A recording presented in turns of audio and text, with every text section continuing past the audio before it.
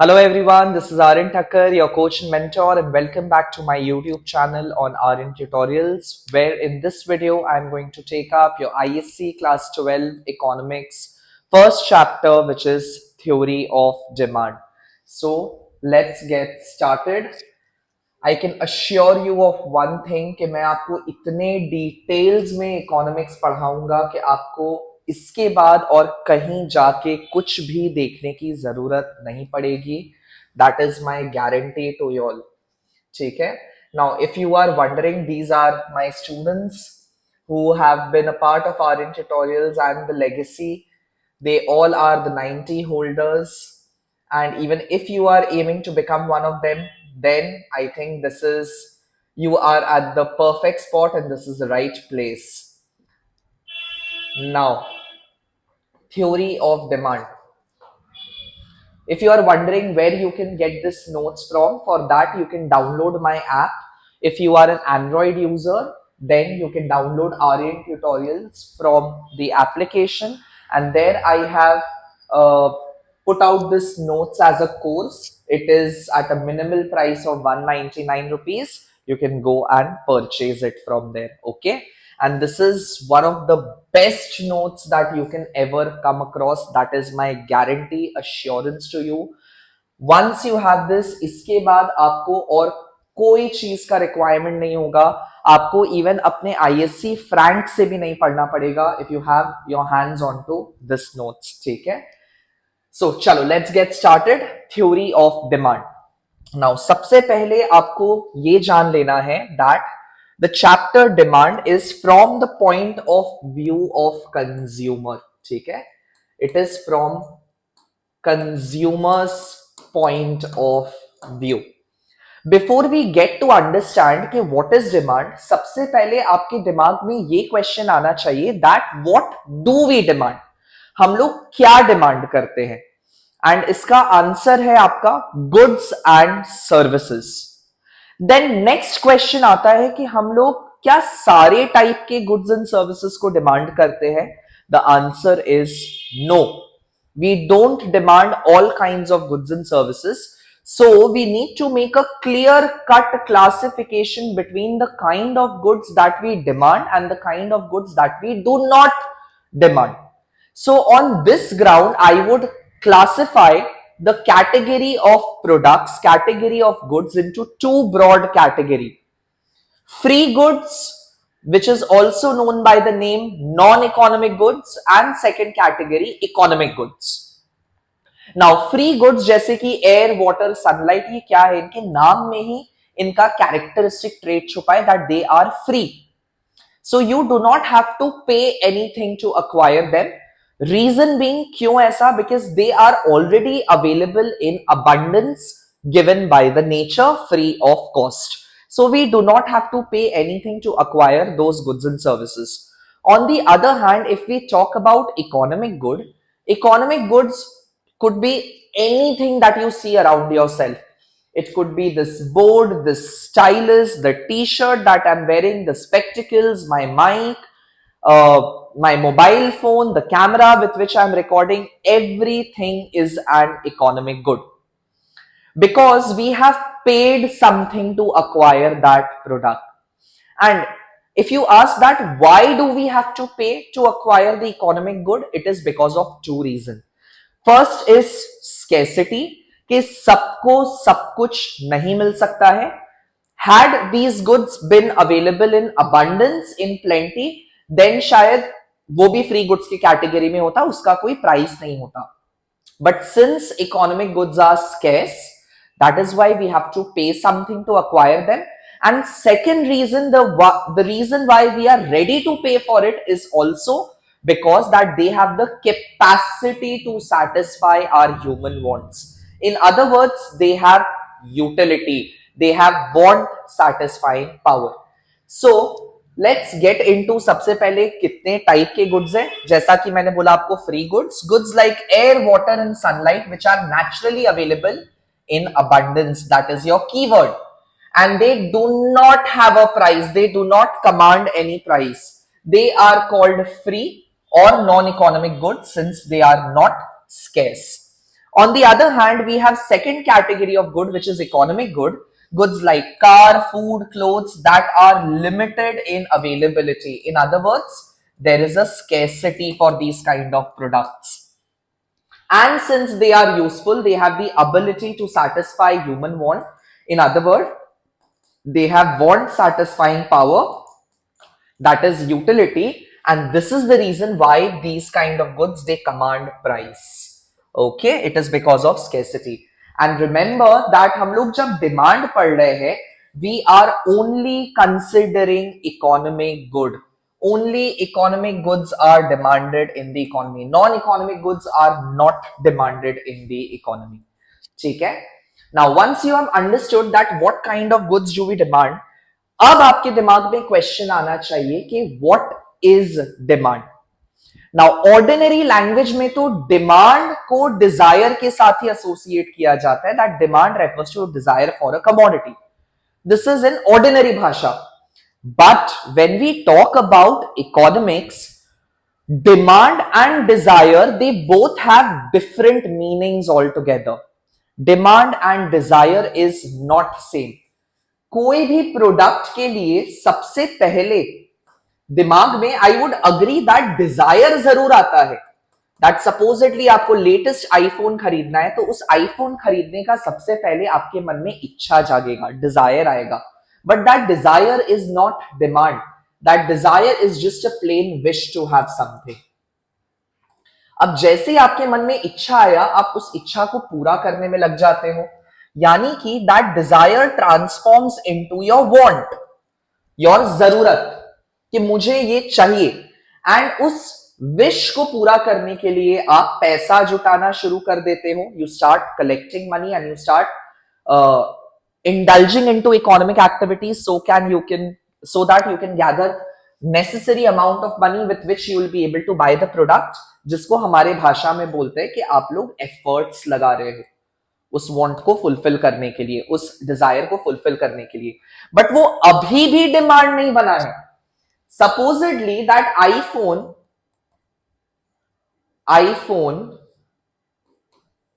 16 pro max, ठीक है, iPhone 16 Pro Max will cost you 1.5 lakh.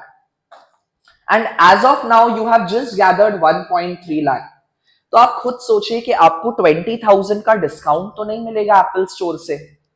तो इसीलिए आपके मन में इच्छा तो है, आप एफर्ट्स भी डाल रहे हो, and as of now you have just collected 1.3 lakh, but still it is not sufficient for you to buy that product. इसीलिए डिजायर और वांट डिमांड नहीं है. वांट के बाद तीसरे स्टेप में वो प्रोडक्ट डिमांड में तब ट्रांसफॉर्म होगा जिस दिन आपके पास और वो प्लस 20,000 आ जाएगा, 20K आ जाएगा, and the day you will have 1.5 lakh in your pocket. In other words, हमारे भाषा में, the day you will have ability to purchase that commodity, उस दिन आपका वो प्रोडक्ट डिमांड में ट्रांसफॉर्म होगा. That desire will transform into demand.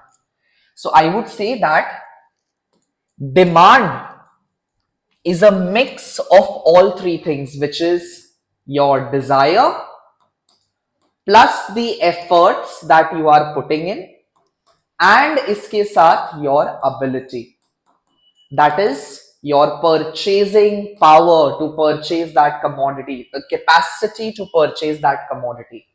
So demand को बोला जाता है that when desire is backed up. Backed up means when it is supported by ability to purchase. When it is backed up by ability to purchase, that is your purchasing power, उस दिन आपका उस product का demand create होता है by a consumer.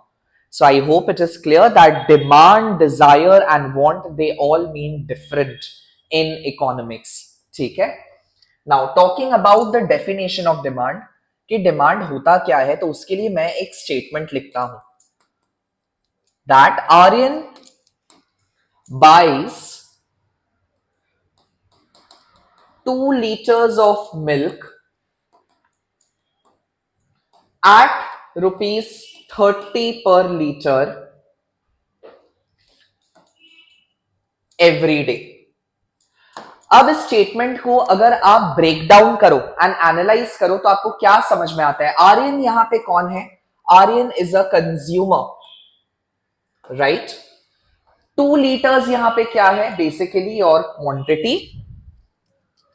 Eight the rate 30 per litre, what is 30 per litre? That is your price. And every day means your time. So कोई भी product का डिमांड जब होता है तो आप उसकी कुछ स्पेसिफिक क्वांटिटी को डिमांड करोगे. 1 unit, 2 unit, 10 unit, 5 unit, 20 unit, 100 unit, etcetera. And that per unit is to be expressed with some price. उसका कुछ दाम होगा. एंड आप समय के अनुसार भी तो डिमांड क्रिएट करोगे ना, कि जैसे आर्यन रोज 2 लीटर खरीद रहा है, हो सकता है किसी दिन some other day Aryan will buy 1 litre और 1.5 लीटर और जस्ट 500 ml. सो टाइम के हिसाब से भी डिमांड अलग अलग होता है.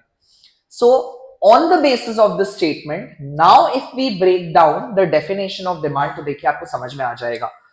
Demand refers to the quantity of a commodity. ठीक है? That, as I said, demand is from the view point of a consumer, that a consumer is willing, which is very important क्योंकि demand is a mix of all three, that is desire, efforts and ability. So which the consumer is willing and able. So अगर consumer की इच्छा है, willingness है, desire है, and even if the consumer is able to purchase it, so it is but obvious कि उसने efforts तो डाला होगा, तभी that consumer has become able to purchase that commodity. ठीक है? So consumer is willing and able to purchase at various prices, अलग अलग दाम पे एंड एक पर्टिकुलर पीरियड ऑफ टाइम पे. So demand is represented as desire which is backed by the purchasing power, the ability of the consumer to purchase a commodity. That is what demand is. Demand is quantity plus price plus time. It's a mixture of all three. I hope that is clear. Now इस definition को अगर analyse करते तो इससे हमें 3 features, 3 characteristic समझ में आता है डिमांड का. पहला कि डिमांड और विलिंगनेस यानी कि डिजायर एक चीज नहीं है. Demand is not the same thing as Dzire.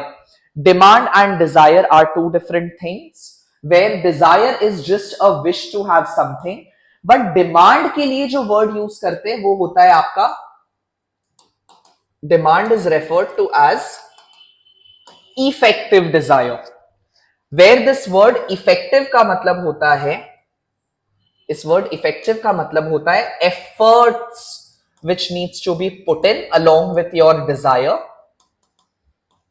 so that वो demand में transform हो सके. So demand will require both desire and the efforts of the consumer so that he can become able to purchase that commodity. I hope that is clear. So इसीलिए first point दिया गया है that demand is different from desire. Demand includes both desire and ability to pay for a product. Mere, that is only wishful thinking that your willingness कि खरीदना है is not demand. Only when desire is backed up by willingness and ability both, demand becomes effective, means demand becomes capable to be fulfilled. तब जाके demand effective बनता है. Effective यानी it can be fulfilled, and that's why demand is called an effective desire. I hope that is clear. Moving to second feature. अब जो statement के हिसाब से देखें तो Aryan was buying 2 liters of milk at the rate of 30 per liter, right? So demand is always expressed with price. Demand is always linked with a specific price because the quantity demanded will vary. It will change at different prices. For example, demand for different consumer will be different at different price. And इसके साथ demand also has a time factor. Why? Because Aryan was buying milk every day. अब सिर्फ आर्यन का बात नहीं हो रहा है, मार्केट में बहुत सारे कंज्यूमर्स होंगे एंड बहुत सारे कंज्यूमर्स अलग अलग क्वांटिटी को डिमांड कर रहे होंगे. So in other words demand time के साथ चेंज भी होते रहता है.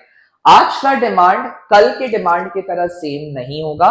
Tomorrow's demand will be different from a weeks demand. एक हफ्ता का demand will be different from a months demand. 1 month's demand will be different from that of 1 year's demand. So that is why demand is a flow concept. Flow concept का मतलब होता है which is associated with period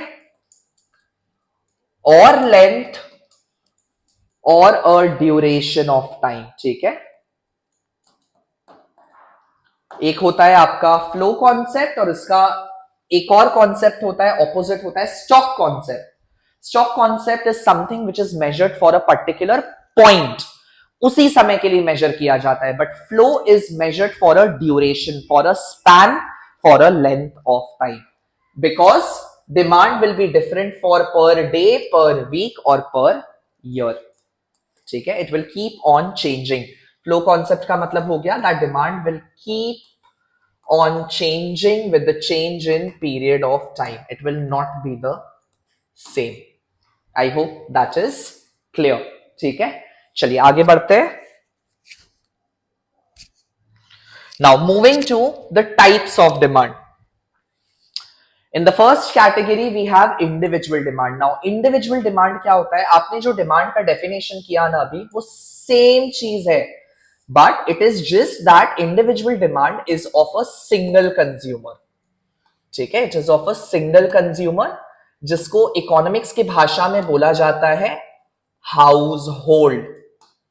ठीक है. An individual consumer is called a house hold.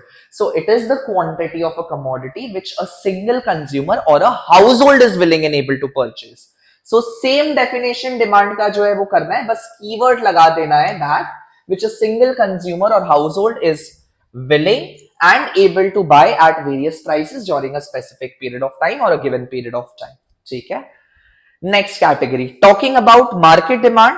Now market में एक consumer तो नहीं होते हैं, राइट. मार्केट में बहुत सारे मल्टीपल कंज्यूमर्स होंगे. Market will have multiple consumers.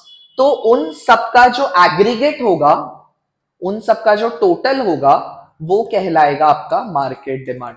So basically it is demand for all the house holds, सारे कंज्यूमर्स जो मार्केट में डिमांड कर रहे हैं प्रोडक्ट के लिए.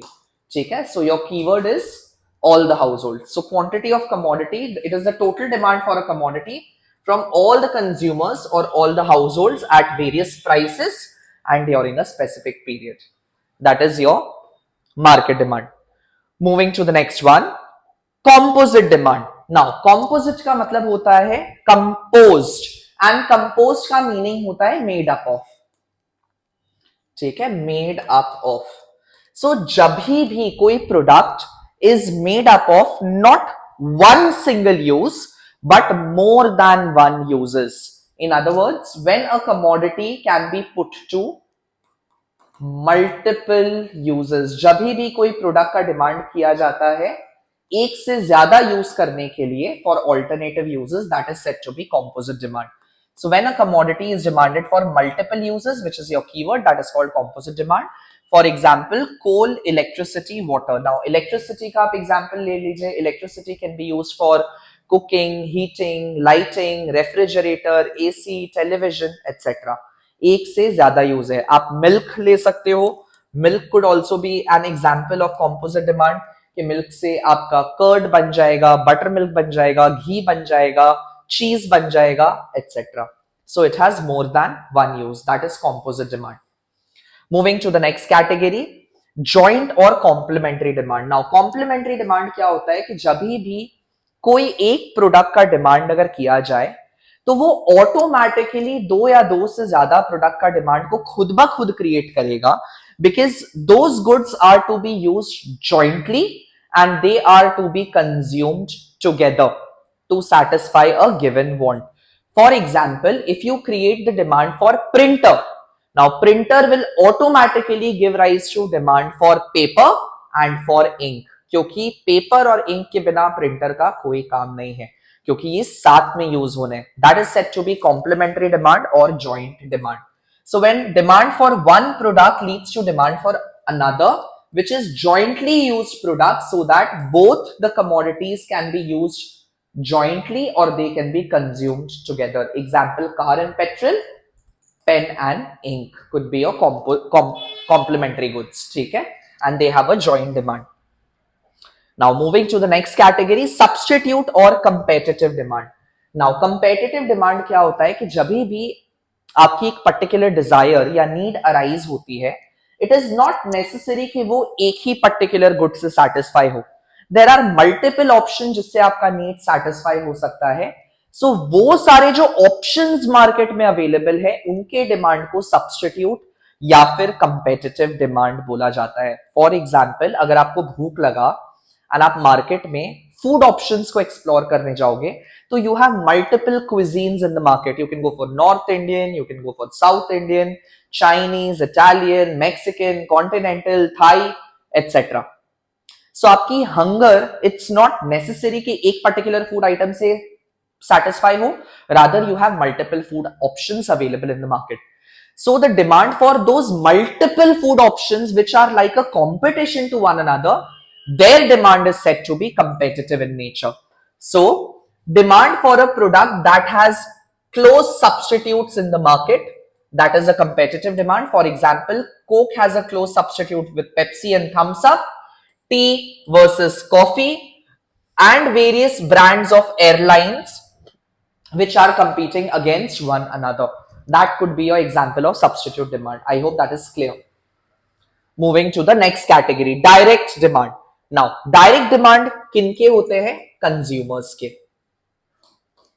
ठीक है, consumers have a direct demand. तो प्रोड्यूसर्स का कैसा डिमांड होता है? प्रोड्यूसर्स का होता है,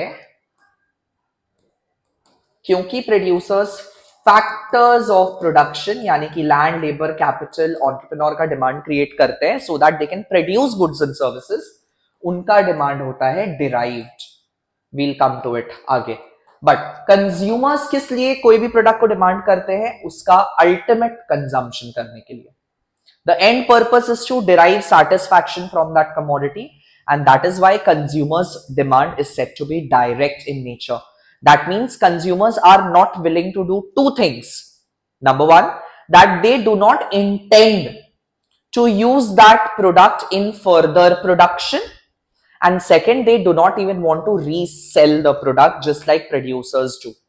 And that is why consumer ka demand is said to be direct. So when a product is demanded, which is meant for final consumption, demand for goods meant for ultimate consumption, final consumption, that is said to be direct demand, like demand created for food, clothing, furniture, etc. These are your direct demand. ठीक है? चलिए, moving to the next category, cross demand. Now this is a very interesting concept. Cross demand कुछ ऐसा होता है कि मान लीजिए मैंने ऐसे क्रॉस बना दिया. ठीक है, I'll take this X and Y. I will take this as P and Q. So basically ये X, Y, P, Q में क्रॉस कनेक्शन है. यानी कि सपोजिटली ले लीजिए, X के लिए मैं एग्जांपल लेता हूं एप्सन के प्रिंटर्स,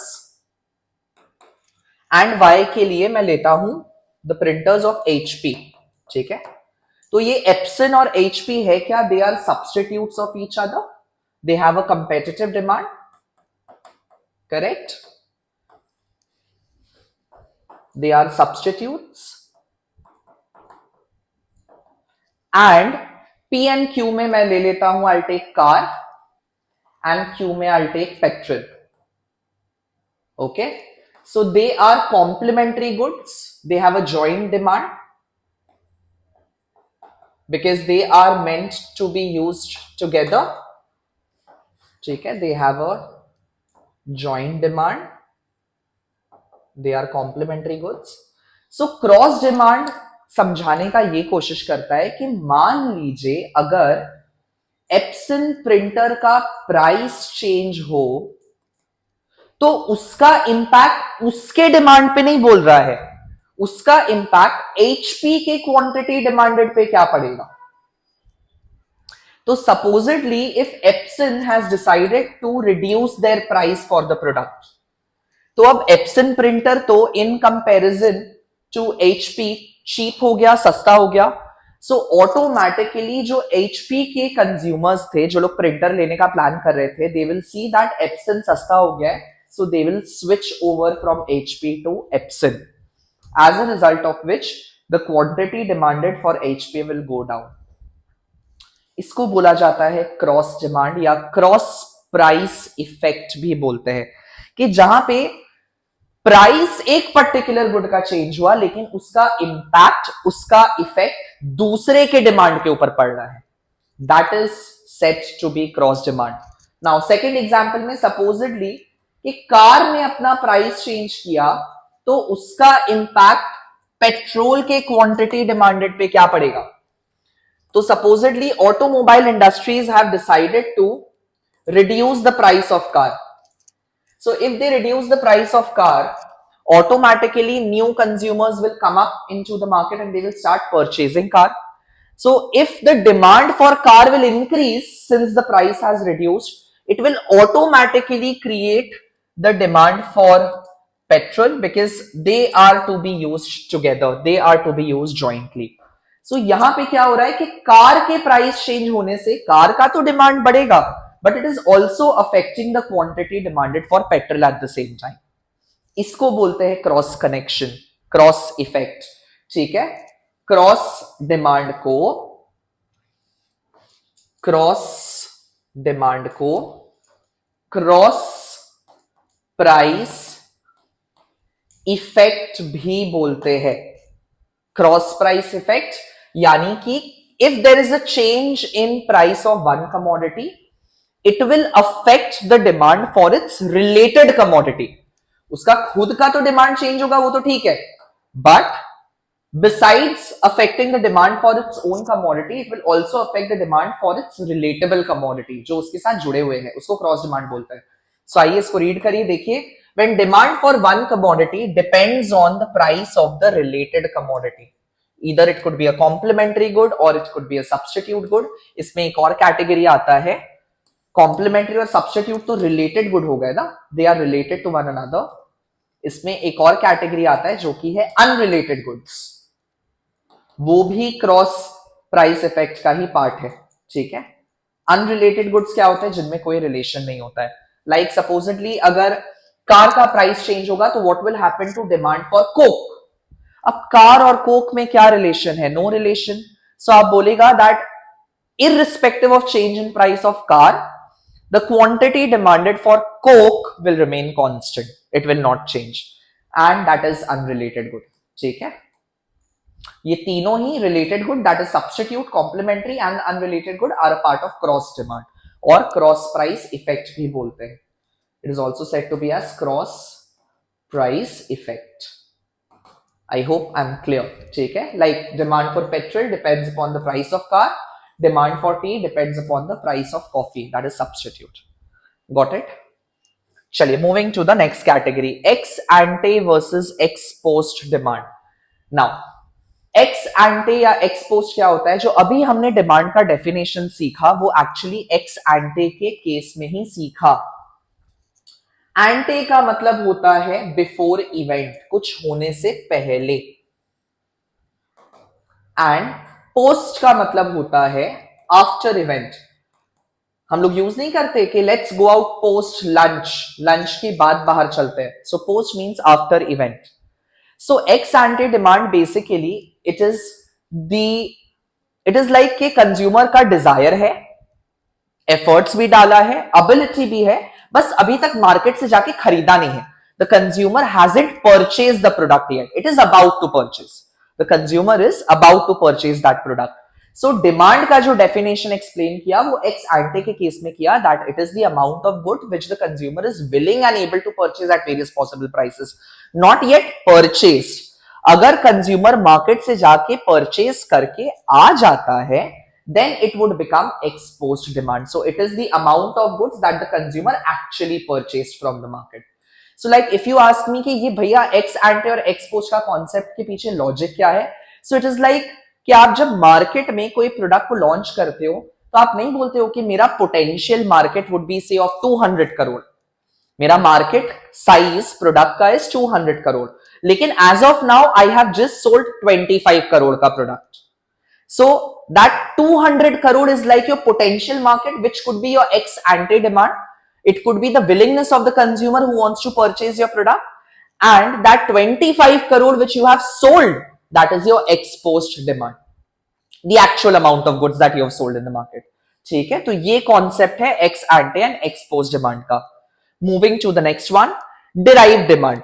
नाउ डिराइव क्या होता है कि कोई भी प्रोडक्ट का डिमांड जो उठ के आ रहा है, it is arising from the demand for some other product.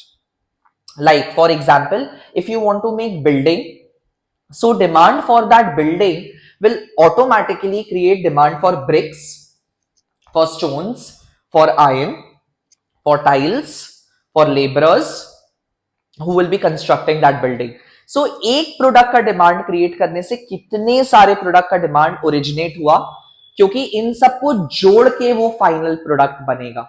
ठीक है, एंड इसीलिए that is why it is said that even factors of production जो होते हैं, the factors of production, what are your factors of production? That is your land, your labor, your capital, and entrepreneur. Even they have a derived demand. Why derived demand? क्योंकि producers, they create the demand for these products to produce goods and services which are demanded by the consumer.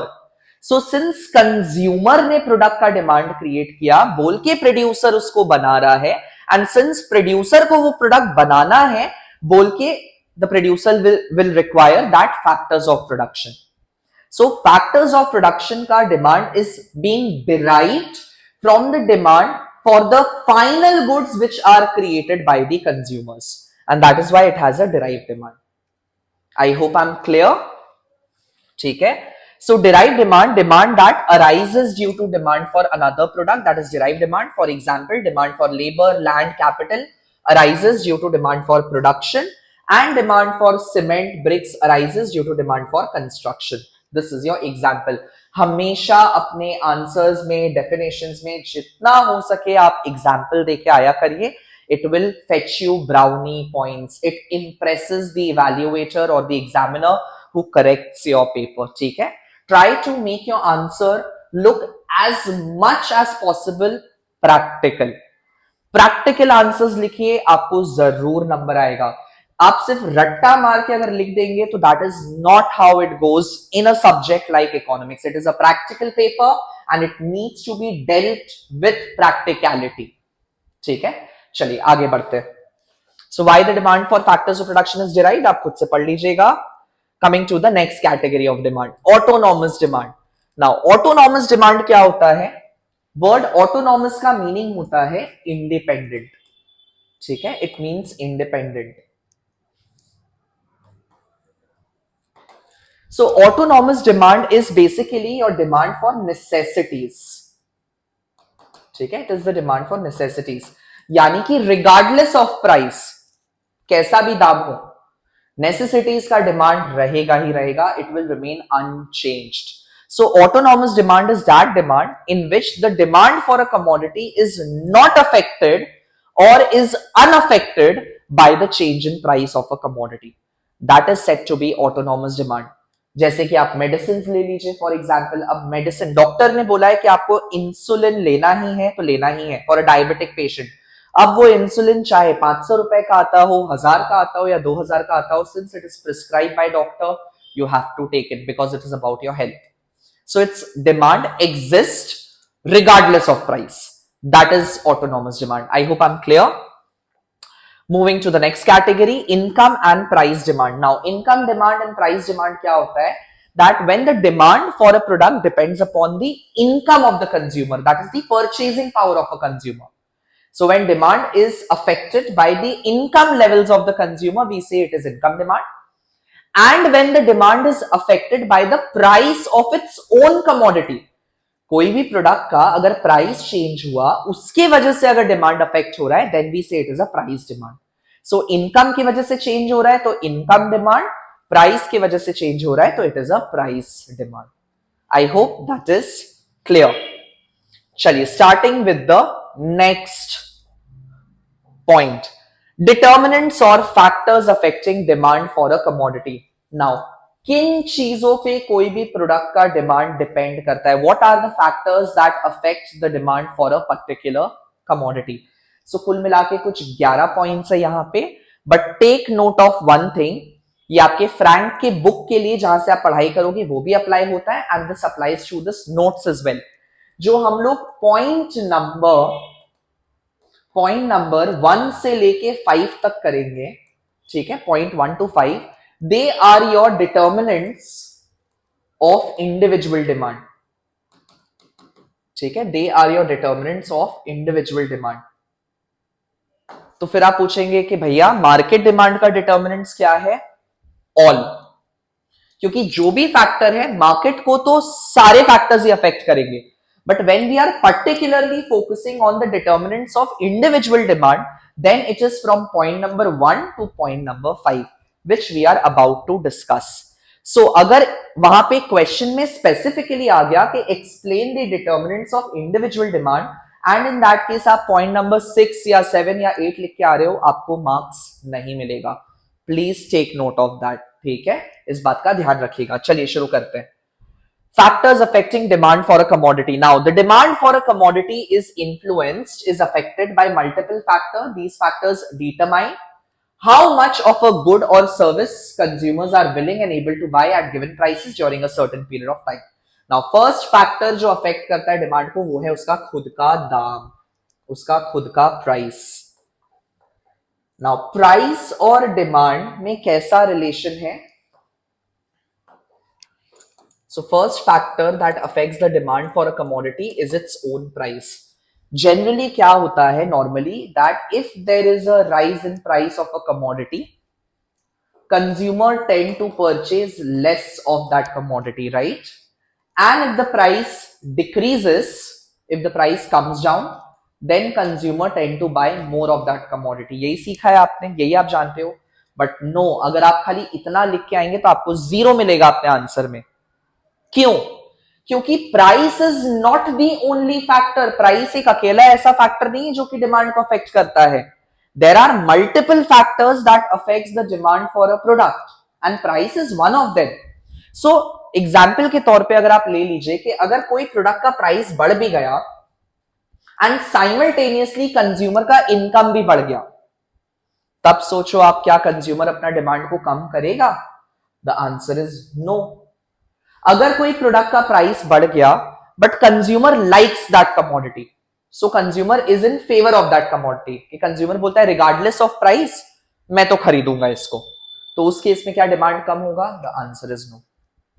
तो ये concept, ये जो law है कि price बढ़ने से demand कम होना, प्राइस घटने से डिमांड बढ़ना, ये तभी मुमकिन है, ये तभी पॉसिबल है जब हम लोग ऐसा अज्यूम कर ले, ऐसा मान ले दैट बाकी फैक्टर्स जो है, so all other factors affecting demand remaining constant, all other factors affecting demand remaining constant. और इसको, ये जो स्टेटमेंट आप देख रहे हो that all other factors affecting demand remaining constant, इसको लैटिन में, ठीक है, इसको लैटिन में बोला जाता है सेटेरिस पैरिबिस। नाउ आई नो ये कुछ हैरी पॉटर के चार्म जैसा, एक्सपेक्टो पेट्रोनस के जैसा साउंड करता है, but no, it is not the case. Ceteris paribus का मतलब होता है दैट, इस फ्रेज का मतलब ही यही होता है that assuming other things remaining the same, other things remaining unchanged. So अगर ऐसा मान लिया जाए, assumption बना लिया जाए that assuming all other factors remaining same, then you can say that with the rise in price, demand will decrease and with the fall in price, demand will increase. ठीक है? In other words, जब भी आप दो variable को ऐसे opposite direction में move करते देखते हो, that एक के बढ़ने से दूसरा घट रहा है, दूसरे के घटने से दूसरा बढ़ रहा है, उसको मैथमेटिकल टर्म्स में बोला जाता है that since they are moving in the opposite direction, it is said that they have an inverse, ulta, inverse relationship between price and quantity demanded. And इस inverse relationship को negative, ठीक है, I put a minus sign and ve, this stands for negative. Negative correlationship भी बोला जाता है। क्यों इसको नेगेटिव कोरिलेशनशिप बोला जाता है, आइए समझाता हूं मैं आपको। मान लीजिए आपका प्राइस आप ले रहे हो, that price is from 10 to 20, it increases, and quantity demanded आपने क्या बोला, that with the rise in price demand is to decrease, so demand decreases from 40 units to 20 units. ठीक है, नाउ आपने मैथ्स में स्लोप तो निकाला होगा, ठीक है, स्लोप निकाला होगा। स्लोप कैसे निकालते हैं मैथ्स का? Slope which is denoted by m, it is calculated as y2 minus y1 by x2 minus x1। ठीक है, जिसको हमारी इको के भाषा में हम लोग बोल सकते हैं change in y upon change in x। तो अगर प्राइस को आप दिखा रहे हो y एक्सिस में, ठीक है, you are showing price on the y axis and quantity on the x axis, तो मैं आपसे पूछता हूं कि प्राइस का चेंज कितना है, तो आप क्या बोलोगे? Change in price is 20 minus 10, which is 10, which is 10, and मैं अगर आपसे पूछूं कि क्वांटिटी का चेंज कितना है, चेंज इन क्वांटिटी कितना है, तो आप क्या बोलोगे? It is 20 minus 40, which is minus 20। ठीक है, चेंज हमेशा आपका नया quantity minus the old quantity होगा। It is your Q1 minus the Q0। ठीक है, new quantity minus the old quantity, so it is coming to -20। Now इसको, so Y axis में सिंस प्राइस दिखा रहे, तो क्या मैं चेंज इन वाई एक्सिस को चेंज इन प्राइस नहीं बोल सकता? एंड एक्स एक्सिस में क्वांटिटी दिखा रहे, तो क्या मैं डेल्टा एक्स को चेंज इन क्वांटिटी नहीं बोल सकता? I can substitute it. So अब इसका अगर वैल्यूज को लगाए हम लोग, तो क्या आएगा? Change in price is 10 and change in quantity is -20, which will come down to -half, which is your -0.5। Negative आया स्लोप, इसीलिए बोला जाता है that price and quantity demanded में negative correlationship. I hope this is clear to you all. आ गया होगा आपको समझ में? ठीक है, so they have an inverse or a negative correlationship between them. Now let's learn how to construct a diagram इसी को लेके। तो डायग्राम बनाते हैं। सबसे पहले हम लोग बनाएंगे अपना quadrant, this is called a quadrant, जहां पे हम लोग y एक्सिस और x एक्सिस डिनोट करते हैं। सो हमेशा सबसे पहले लेबलिंग करने से शुरुआत किया कीजिए, y o x, then you write your quantity जो कि हम लोग दिखाएंगे x एक्सिस में, and then you write price on the y axis, and then we start by making initials. ठीक है, so we will take the initial price and initial quantity and we will label it as P0 and Q0। now if your, and इसके बाद आपने जब ये किया तो आप रिलेशनशिप को पकड़ते हुए, लॉ को पकड़ते हुए याद करो क्या बोला हमने, क्या सीखा, that if there is a rise in price, so if price increases from P0 to P1, quantity demanded will decrease from Q0 to Q1, right? So your quantity demanded will decrease from Q0 to Q1. And if price decreases from P0 to P2, your quantity will increase from Q0 to Q2. ठीक है?